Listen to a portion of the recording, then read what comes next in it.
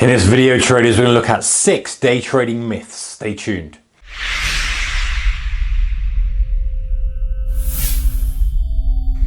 Hey guys, a very warm welcome to you. Okay, so 6 day trading myths that I've come up with that I know are myths, and I hear these a lot of the time banded around, whether in person at my trading meets, whether online, whether in the comments section or the videos. And these videos, you get the idea, you've probably heard them yourself. Bulletin boards as well is another big one. So let's look at the 6, and I want you guys to add yours in the comments section below. Now don't forget, these have got to be based on your experience. So something that you know somebody said to you that if you're a day trader, you know, that's not true, that's a myth. Stick in the comment section below. Definitely interested to hear what you guys have got to say. Okay, so number 1, a profitable day trader can take money at will. I've heard this so many times, and let's just look at this. So another thing is, a profitable day trader can just treat the market like a cash machine. You can sit down, take some money out of the market, go on. Now listen, I'm sure there are guys out there who have this attribute where they seem like they can take money at will. And let's be honest, you've probably had a phase. I know I've had phases where I've had absolutely incredible runs where I've just been disbelief how good they are. And it does seem to someone looking in that you'll just come in, you sit down, you wait a bit, you take some money out the market, and then you go away, you come back, take some more, and it does look like you're just using it like an ATM. But to get to that point, you have been through the mill, and you finally hitting a thread with this profitability. And you know, as a day trader, that pedal has got to go down. That size has got to go up. You have got to take money while it is there, while the opportunity is there, while the market is doing what it needs to do to fit in with your style and strategy. You need to take as much out of it as possible. And so for that small period, it does look like you're using it like an ATM. But when you spread it all out and you iron out all the kind of losses, the losing days, the winning days, the not so good years, the monster years, the beginning years where you're losing money, then it works out to be, it should, if it all goes to plan, look nice. But it doesn't work out that you can just turn up and pull money at will. And in fact, the day traders who are the best at their craft know that that is not the case, and know that they sit down, they know when they're vulnerable and they're very cautious. They know when they're working well and they're very aggressive. It's that dichotomy of aggression and defense that we've talked about before in other videos, of being able when to press and when to not press. So going back to that point, profitable day trader can take money at will. Not true. It may seem like it, and it may seem that the day trader has really good spells where it seems like it's just making a huge amount of money. But don't forget, those spells aren't forever. There's no day trader who's making extreme amount of money from day one all the way through to now. There's peaks and troughs, just like in any stock. If you say a great stock that's doing well, that's the equity curve of a day trader. Goes up, comes down, might come down by 20% when they have a really rough year and just get caught out in a few things. Then they're back up to new highs on it. You get the point. Don't need to go over that. So that's the first myth, guys. Number 2, second myth. If you can trade profitably at small size, you can trade profitably at large size. Complete myth, massive myth. And I know that some of you out there who are more experienced are going to be going, that's definitely not true, because I've tried trading at this size and then I trade this size, it goes to pot. This was, I would say, one of my biggest challenges. Increasing position size was tricky. It's so tricky. But that's a personal thing for me. Let me give me a thumbs up if you've experienced that as well. But when you're kind of dialing up the size and you're at a point where, you know, it's almost uncomfortable. You're like, oh, this is a hefty size, but you know, I've been doing it with a smaller size, so I've got to keep on the routine. I've got to keep, you know, stick to the plan. And maybe you're up quite a bit, and you look at the number, and you even fall into the trap of looking at the number. You think, well, that's a big number.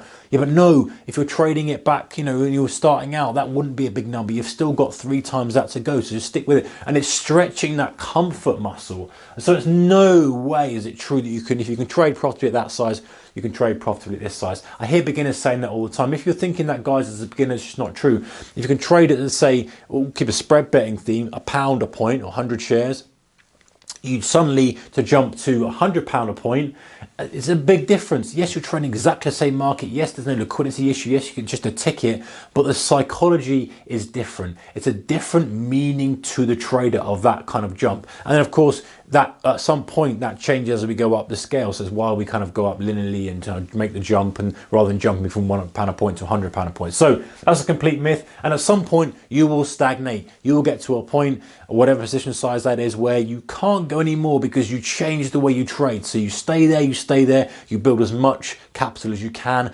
before you move on. And all you have to, the only thing that will help you move on then is having more capital to trade with, because then it becomes a little bit more easier to move on. So that's a myth, guys. Number 3, a good trader can make money in any market. Complete and utter myth. I know from experience myself. When I am in the zone, I'm trading really well. It's normally on a handful of markets. If you gave me another market, I would probably just throw money away. It doesn't sound logical, does it, right? And I've seen this as well with many other traders who are super specialist in one specific stock, traders who are super specialist in one specific area of commodities, super specialist. And if you gave them another market, the argument is, well, a chart's a chart, right? It's just a chart. You can trade it, whatever it is. And I hear some traders say, I can trade anything. It's just a chart. And I'm always a bit like, really, I've never met anybody who's actually good at every single market out there. Yeah, sure, you may trade multiple markets, but you can have markets that you're really good at. And so why would you even move on to something that you know you're not so good at? Like going back to my story, I know that myself, there are markets I know I can trade well, the conditions are right, when my setups are working well, I'm in the right mindset and all this kind of stuff. I know that I can go in, I can trade the market. I know that over time I'll do well out of the market. I know there are other markets that for whatever reason, my setups aren't as good. Maybe the market moves a little bit different way. And that's the key, guys. No market moves in the same way. Let's compare something like the Euro stocks to DAX. Very similar, but they trade in completely different ways purely because of the construction of the contract. We look at something like Tesla compared to something like General Electric. Completely different way they trade. And that is why it's not true that you can make money in any market. And a good trader knows he doesn't need to. You only need one market. The opportunities are plentiful in 1, 2, 3, 4, 5 markets, however many. You do not need to be able to say, I can trade everything. Who cares? It's money we're after at the end of the day. It's profitability we're after, not bragging rights. Number 4, guys, day trading is less risky. Complete myth. To be honest, all trading is risky, and we've talked about this before. It's less risky from a perspective that if you're going home at the end of the day flat, then you don't have any overnight gap risk. You don't have any overnight gap risk, you've got no risk. So if you're day trading stocks, for example, you don't have any risk of some obscure news coming out that's just going to completely batter your positions. So from that perspective it is. But the other perspective is because you've got to make so many decisions during the trading day, because you are there and you're really vulnerable to going on tilt and to making bad decisions from a mindset perspective, it becomes risky that you become vulnerable to doing significant damage without realizing it. So you kind of go into dig yourself a hole, you break stop losses, you keep going, and it's significant damage from, self-inflicted. Let's not confuse this. It's self-inflicted, but sometimes that happens. Sometimes it happens with breaking rules. Sometimes it happens we've dug a big hole and before we've kind of woken up and gone, whoa, the hole's pretty big. So from that perspective, they don't get that kind of risk generally as much in swing trading, because you get time to think about it and you've got multiple days to assess the position. Sure, you can still get stuck in positions and you're not disciplined enough, and of course we all have to work on that as traders, whether day trading or swing trading. But it's less risky? I just think it's a complete myth. There are aspects that can be from that gap risk perspective, but there's plenty of other reasons it's super risky, because also trading a little bit more size generally as a day trader, because you're looking for smaller moves, so you have more size to accommodate that. All right, number 5. Day traders sleep better. This is not true, guys. Day traders do not sleep better. Now, this is the kind of thing that, okay, because you're not holding a position overnight, you're not worried about it. But there's plenty more things that you're worried about as a day trader. And my performance hasn't been so good for the past few days. I've got to get back on track. If the Dow opens here, how am I going to trade this thing? What happens if I kind of get caught out on this? I don't want to do. There's way more things going through your mind. Yes, you haven't got position size on. Yes, you've got any positions on, which is an advantage, because if you get up and you don't have to do anything, but generally the pressure of having to do something is greater. You've got the pressure of performance. I'm not saying that swing traders don't have that. Of course they do, for whatever reason. But to say that day traders sleep better because of that is a myth. All right, number 6. The best day traders are alpha male types. So you know the type, super aggressive, super want to perform, super want to be competitive and all that kind of stuff. That hinders you guys. Trust me, that kind of approach hinders you more than it does help you. You have to learn to tame that aspect. The ego, pull that one in. The competitive nature, pull it in, divert it towards work ethic rather than beating the market. I want to beat the market. I'm going to smash that market. I'm going to show you what's boss. You know, that kind of characteristic. It doesn't help you guys.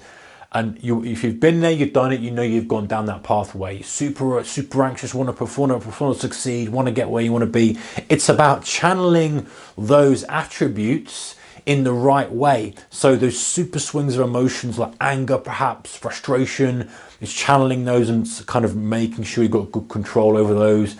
The competitive nature, compete with yourself, compete with the work ethic of yourself, put in the hours of improving you, improving your strategies, improving your setups, improving the market, looking at the markets, rather than the hours of actual trading.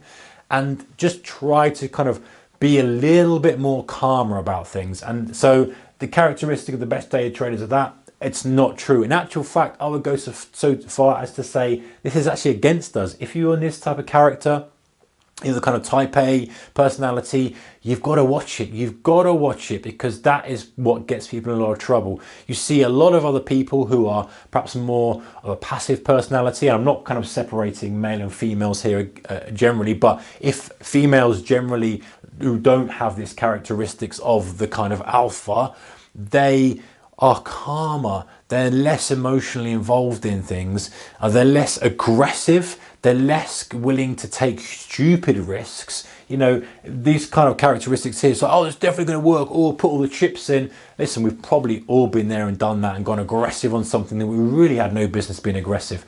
You're better off being defensive, playing defensive, and then going aggressive when you need to be.